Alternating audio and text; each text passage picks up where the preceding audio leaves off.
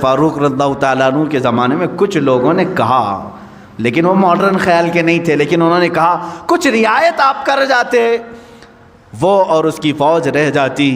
حضرت عمر فاروق رضی اللہ تعالیٰ عنہ نے فرمایا اللہ کریم ہے، اس طرح کے 1000 بادشاہ اسلام میں لائے گا، کسی ایک کے جانے سے مجھے کچھ فرق نہیں پڑتا۔ فرق تو یہ ہوتا کہ اگر آج میں نے اس کے ساتھ الگ فیصلہ کیا ہوتا، صبح قیامت تک آنے والی قومیں بادشاہوں کے ساتھ الگ انصاف کرتی، غریبوں کے ساتھ الگ کرتی۔ یہ ہیومن رائٹس ہے، جہاں سے بالکل کوئی ایک قطرہ بھی کسی کا ناانصافی سے استعمال نہ کیا جائے۔ عزیزان گرامی، یہ معاشرہ جو آج ہمارا نظام، ہماری جو سوسائٹی ڈس بیلنس ہے، اس کی وجہ یہ ہے یا تو آپ اپنی جان کی حفاظت کر رہے ہیں لیکن دوسرے کی جان کی پرواہ نہیں ہے، آپ اپنی عزت کی فکر کر رہے ہیں، دوسرے کی عزت کی فکر نہیں۔ ہمارے لیے سب کی عزت برابر ہو، سب کی عزت برابر ہو۔ آپ کو معلوم ہے آخری حج ہے میرے آقا صلی اللہ علیہ وسلم کا، اس دن اللہ کے نبی صلی اللہ تعالیٰ علیہ وسلم جو 10ویں ذی الحجہ ہے، پوچھا ہے میرے صحابہ آج کا دن کون سا ہے؟ کہا 10ویں ذی الحجہ ہے۔ حضور صلی اللہ تعالیٰ علیہ وسلم صحابہ سے فرماتے ہیں یہ زمین کون سی ہے تمہیں معلوم ہے؟ کہا اللہ کی مقدس سرزمین بلد اللہ الحرام، مکہ مکرمہ۔ فرماتے ہیں یہ گھر خانہ کعبہ جانتے ہو؟ کہا یہ اللہ کا سب سے مقدس گھر ہے۔ اب سنو میرے آقا صلی اللہ علیہ وسلم فرماتے ہیں اس مہینے کی جیسی حرمت ہے، عزت ہے ذی الحجہ کی، اس شہر کی جیسی عزت ہے، اس خانہ کعبہ کی جیسی عزت ہے، حضور فرماتے ہیں میرے نزدیک ایک مومن کی عزت اس سے بڑھ کر کے ہے۔ ذی الحجہ کے مہینے سے بڑھ کر، بلد اللہ الحرام سے بڑھ کر، خانہ کعبہ سے بڑھ کر ایک مسلمان کی عزت کو اللہ کے نبی نے اتنا بلند کیا۔ اگر ہم خانہ کعبہ کی عزت کو نہیں اچھال سکتے، پسند نہیں کرتے، اسی طرح ہمیں کسی مسلمان کی عزت پر بھی حملہ نہیں کرنا چاہیے۔ یاد رکھیں قیامت کے دن ان معاملات میں پھنس جائیں گے۔ اب رہی بات مال کی حفاظت، مال کی حفاظت، یہاں پر بھی جو بیلنس بگڑا ہے اس کی وجہ صرف یہی ہے کہ آپ اپنے مال کو تو تجوریوں میں مکفل کر دیے لیکن دوسرے کے مال کی پرواہ نہیں۔ ہونا تو یہی چاہیے کہ میرا مال جس طرح محنت کا ہے اسی طرح میرے بھائی کا بھی مال ہے۔ اگر آپ کے پاس کسی نے 100 روپے دے دیے تھے تو واپس پلٹانے میں کیوں آئیں کائیں کرتے ہو؟ تمہاری نیتیں خراب کیوں ہو گئیں؟ تم نے امانت میں خیانت کیوں شروع کیا؟ ایک دو نہیں، ہزاروں لوگ ہیں یہاں پر جو اس بات سے جوجھ رہے ہیں کہ جس کو کسی کام کے لیے پیسہ دیا تھا وہ کھا گیا، دینے کا نام نہیں لیتا، اور پھر دیکھو تو داڑھی رکھا ہے، ٹوپی رکھا ہے، نمازوں میں آتا ہے۔ ایسے بہت سارے ہیں۔ عزیزان گرامی وقار، ایک مال مسلم کے ساتھ جو ناانصافی ہوگی، جانتے ہیں اس کا وبال کیا ہے؟ اس کا وبال یہ بھی ہیومن رائٹس میں ہے یا نہیں؟ ہر ایک کے مال کی حفاظت ہیومن رائٹس ہے کہ نہیں؟ انسانی حقوق ہے۔ جس طرح تم اپنا مال ضائع کرنا نہیں چاہتے، اسی طرح کسی دوسرے کا مال تمہارے پاس آیا تو تم اس کو کھا کر کے کیوں بیٹھے؟ اس کو واپس کیوں نہیں پلٹایا؟ یہاں سے دشمنی شروع ہو گئی، معاشرے میں بگاڑ پیدا ہو گیا، اور آج تمہارے ہی خود سے اعتماد ہٹ گیا، ایک دوسرے کو کوئی قرض دینے کو تیار نہیں آج۔ کیوں؟ معلوم نہیں ہے کہ ہزاروں مثالیں ملتی ہیں، کھا جاتے ہیں لوگ، کھا جاتے ہیں۔ تمہارے ساتھ تجارت کرنے کو کوئی تیار نہیں، کیوں؟ امانت ختم کر دیا۔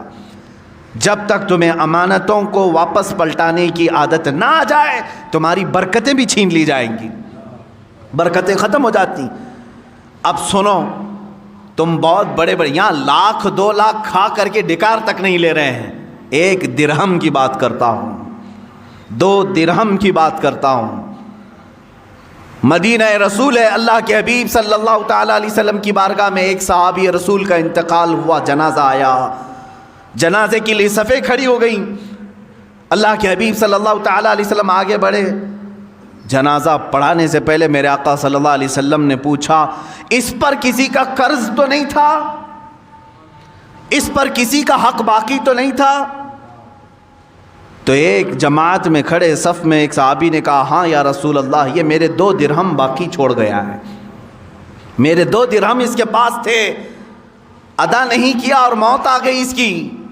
اللہ کے حبیب صلی اللہ تعالیٰ علیہ وسلم کے الفاظ سنو، حدیث پاک میں موجود ہیں، صلو علی صاحبکم ولا اصلی علیہ، اے لوگو تم چاہو تو نماز پڑھ لو، میں اس پر نماز نہیں پڑھوں گا۔ 2 درہم باقی رکھ کر کے گیا، جنازہ تیار ہے، میں اس کی نماز جنازہ نہیں پڑھتا، تم چاہو تو پڑھ لو۔ اللہ کے حبیب صلی اللہ تعالیٰ علیہ وسلم یہ فرما کر پیچھے ہٹ گئے۔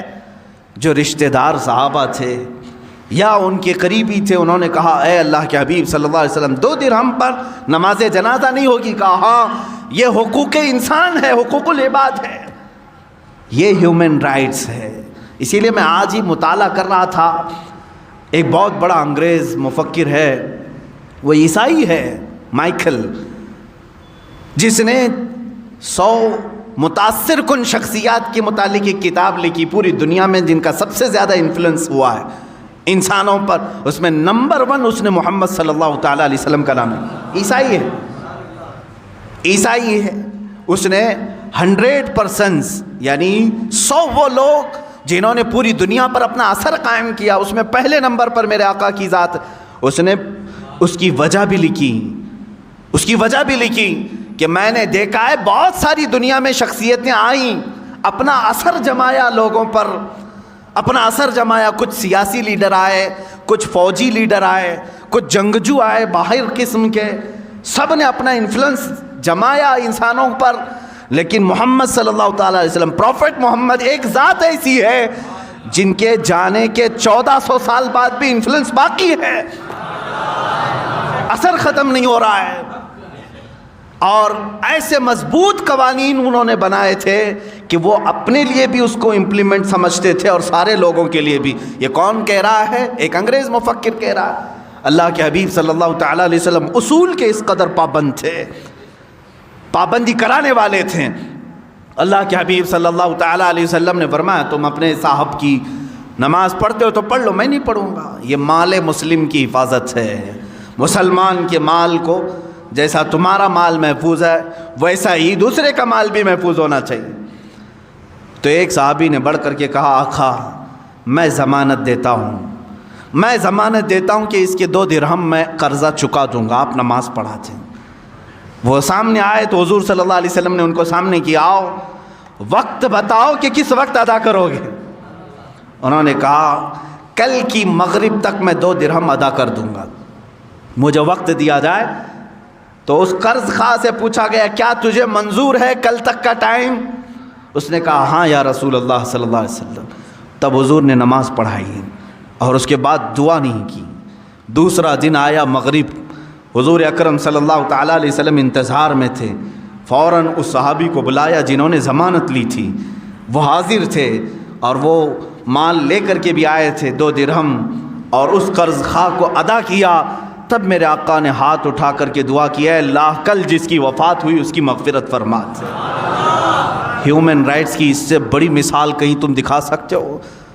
یعنی حقوق انسانی، مال مسلم ہر ایک کے لیے ضروری ہے اس کی حفاظت۔ جن لوگوں نے ہڑپ کر کے اب رکھا ہے یا کسی کا دینا باقی ہے، یاد رکھو 1 روپیہ تمہیں جہنم میں لے جا سکتا ہے۔